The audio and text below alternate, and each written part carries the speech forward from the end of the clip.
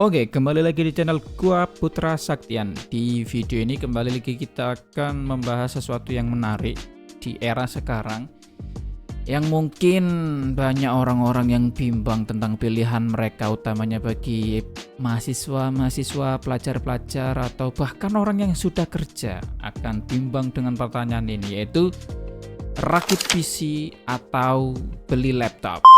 Ya, sebelum gue lanjut menjawab pertanyaan ini, gue akan mengajukan pertanyaan terlebih dahulu. Ini emang agak-agak aneh ya, orang ditanya malah balik nanya. Tapi ini penting, yaitu 3 pertanyaan. Yang pertama, kalian lebih butuh yang portable atau tidak? Nah, ini menyangkut kegiatan kalian. Kalian ini kegiatannya, kerjaan kalian ini lebih banyak di luar rumah atau atau justru kerjaan kalian ini lebih banyak di rumah? Nah, ini pertanyaan yang pertama. Yang kedua, kalian butuh buat apa? Maksudnya dominan ke arah mana? Ke arah buat kerja yang ringan seperti sekedar main Microsoft Word, Excel, PowerPoint dan sebagainya, atau gaming ringan dan yang lain sebagainya. Itu pertanyaan yang kedua, buat keperluan yang ringan atau keperluan yang berat. Pertanyaan yang ketiga, kalian butuh yang sekiranya bisa di-upgrade jangka panjang atau ya cukuplah sekedar buat 4 tahun, 5 tahun, atau kalian pengen ada opsi pokok fitur-fiturnya setiap tahun bisa mengikuti zaman. Nah, itu pertanyaan yang penting yang akan menentukan kalian lebih prefer untuk kalian lebih prefer untuk beli laptop atau rakit PC. Oke, setelah kalian menemukan jawaban dari 3 pertanyaan tersebut, di sini gua akan menjelaskan 3 kelebihan dari rakit PC. 3 kelebihan dari rakit PC. Pertama ya, nanti kita akan bahas tentang kelebihan dari laptop. Kelebihan dari rakit PC yang pertama, kalian bisa menyesuaikan sesuai dengan kebutuhan kalian. Misal, kalian lebih mengutamakan kinerja dari prosesornya. Itu kan ada ya beberapa aplikasi atau beberapa pekerjaan yang dia itu lebih membutuhkan prosesor daripada VGA. Nah, itu kalian bisa menyesuaikan. Jadi kalian bisa mungkin beli prosesor yang sudah ada eGPU-nya, integrate GPU-nya tanpa beli VGA. Nah, itu enaknya rakit PC itu seperti itu. Dipilih, ini kayaknya kerjaanku cukup menggunakan prosesor yang sudah ada integrate, yang sudah ada GPU atau VGA internalnya, jadi nggak usah beli VGA eksternal. Itu kan bisa. Atau kalian justru butuh pekerjaan atau butuh komponen yang mengutamakan kinerja dari VGA seperti editing 3D, editing video, atau mixing dan lain-lain sebagainya. Itu kan butuh peran dari VGA. Maka kalian mungkin bisa beli prosesor yang tidak ada integrate GPU-nya, jadi lebih murah. Terus kalian tambah beli VGA eksternal yang support untuk kerjaan kalian. Itu yang pertama, keunggulan dari rakit PC itu yang gitu. Jadi bisa diotak-atik. Yang kedua, keunggulan dari rakit PC itu lebih powerful di harga yang sama. Misal, kalian punya budget 5 juta.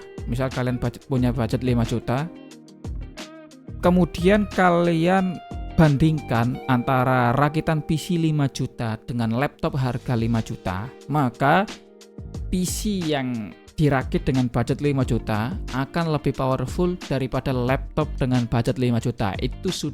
Itu banyak kasus, atau kalau kalian tanya-tanya orang yang sudah pengalaman rakit PC dan punya laptop, jawabannya akan sama. Rakit PC itu kalau di harga yang sama, misal sama-sama budget 7 juta, maka PC akan lebih powerful daripada laptop.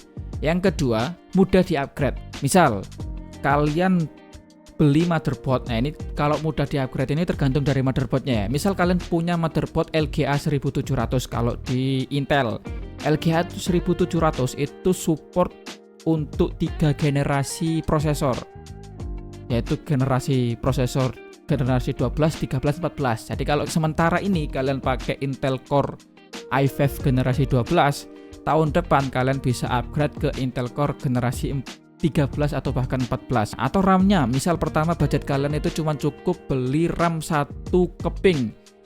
Kalau motherboard kalian ada 2 slot RAM, maka bisa di-upgrade ke 2 slot RAM. Bahkan di PC itu ada motherboard yang support 4 channel. Dan juga bisa di-upgrade misal di penyimpanan itu bisa di-upgrade sampai 4 slot SATA, 4 slot colokan SATA. Jadi kalian bisa upgrade sampai misal punya SSD 500 GB jumlahnya 4 jadi 2 tera, itu bisa masuk semua ke PC.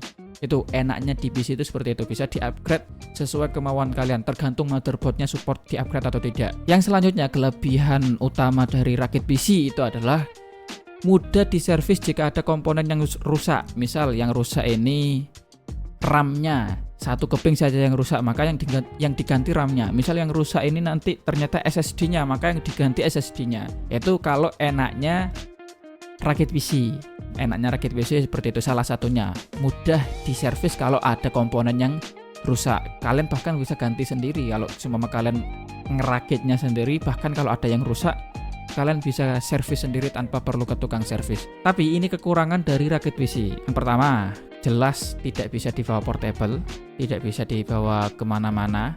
Yang kedua, memakan ruang kamar atau ruangan kalian. Misal ruangan rumah kalian akan termakan ruangnya karena PC itu tidak kecil. Yang ketiga, listrik harus siap. Listrik harus siap karena minimal kalau semua generasi yang terbaru sekarang ini daya rumah kalian itu 1300, 1200 atau 1300 daya rumah kalian. Kalau 900 itu memaksa kayaknya. Kalau 900, kalau daya rumah kalian 900 itu memaksa, karena sudah pasti rata-rata orang punya kulkas, punya TV, punya Magicom. Nah, kalau nyala bersama dengan PC kalian ya kayaknya nggak kuat. Jadi itu kekurangannya dari rakit PC. Kalian harus siap dana tambahan buat upgrade daya listrik rumah kalian kalau belum sesuai standarnya, minimal 1200 atau 1300 saya lupa. Itu untuk kelebihan dan kekurangan rakit PC. Selanjutnya, kelebihan dan kekurangan laptop. Kelebihan laptop yang pertama, kalau kalian memutuskan untuk membeli laptop, kelebihannya yang pertama, praktis. Udah jelas, praktis dan bisa dibawa kemana-mana dan sangat support bagi kalian yang sukanya jalan-jalan. Apalagi anak-anak muda yang suka jalan-jalan, yang suka traveling, yang suka keluar kota, atau juga bisa bapak-bapak atau yang sudah berkeluarga tapi suka keliling kota. Nah, laptop maka lebih menguntungkan bagi kalian karena bisa dibawa kemana-mana dan lebih ringan juga. Yang kedua, hemat tempat. Kalau misal kalian di rumah pun ya kalian bisa pakai laptop kalian sambil tiduran, sambil duduk, sambil sandaran bisa. Nggak membeli atau nggak memakan ruang yang lebar, nggak usah pakai meja yang lebar-lebar banget, jadi otomatis hemat ruangan. Yang ketiga, cocok bagi yang mobilitasnya tinggi, yaitu tadi kadang hari ini di kantor, sorenya harus keluar kota, atau hari ini di rumah, besoknya harus kemana, pokok dia itu orangnya tidak bisa menetap di rumah, maka itu akan lebih menguntungkan kalau dia beli laptop, lebih menguntungkan kalau dia pakai laptop. Itu kelebihannya seperti itu. Kekurangannya, kita akan bahas kekurangannya. Yang pertama, harga laptop kalau mau setara dengan PC, maksudnya performanya setara dengan PC, otomatis harus mengeluarkan budget yang lebih mahal. Misal ada PC yang rakitan PC yang harga 8 juta, misal PC 8 juta menggunakan VGA RTX 30 series, misal ada, maka kalau laptop yang menggunakan VGA RTX 30 series otomatis harganya sekitar 10 juta. Lebih mahal 1-2 juta, otomatis akan lebih mahal. Yang selanjutnya, upgrade-nya terbatas. Laptop itu upgrade-nya terbatas. Mentok mungkin upgrade di RAM sama penyimpanan. Nggak mungkin juga upgrade prosesor, itu kayaknya saya belum mendengarkan ada orang yang upgrade prosesor laptop. Tidak mungkin juga upgrade VGA laptop, itu kayaknya nggak umum.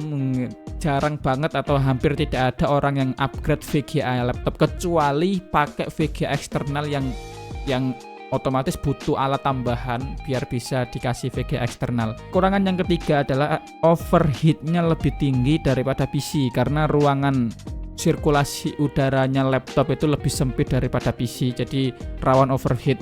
Lah kan bisa pakai fan laptop ya. Fan laptop itu fun fact-nya itu tidak terlalu berpengaruh dengan mendinginkan laptop tersebut. Fun fact-nya itu justru yang berpengaruh itu suhu ruangan kalian, bukan kipas yang ada di bawah laptop. Ya berpengaruh, mungkin cuman menurunkan beberapa derajat aja, nggak sampai yang menurunkan 5-10 derajat, itu kayaknya nggak sampai.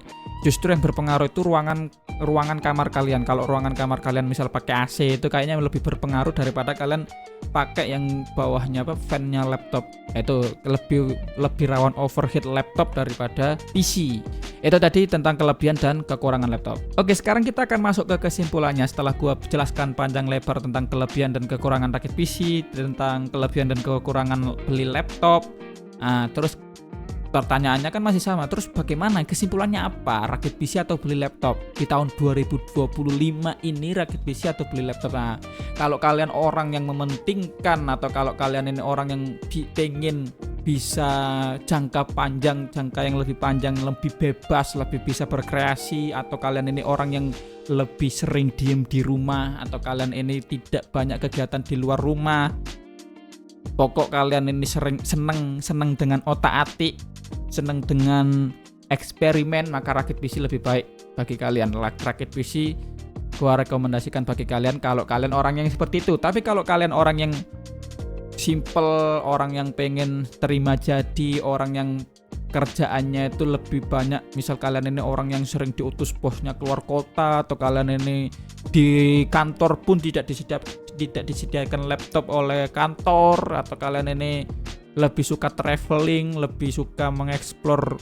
luar kota kalian, luar wilayah, bahkan ke luar negeri, ya otomatis beli laptop yang setara dengan PC, ya otomatis lebih mahal, tapi nggak apa-apa. Biasanya orang yang seperti itu bisa memanfaatkan laptopnya untuk mencari uang. Jadi rakit PC atau beli laptop, yang penting dengan dua alat tersebut atau salah satu alat tersebut kalian bisa menghasilkan. Itu saja yang gua bahas di konten ini. Pertanyaannya mungkin, kalau kalian bagaimana? Rakit PC atau beli laptop? Jangan lupa untuk klik tombol like dan subscribe agar kalian tidak ketinggalan dari video-video dari channel ini. Bye-bye.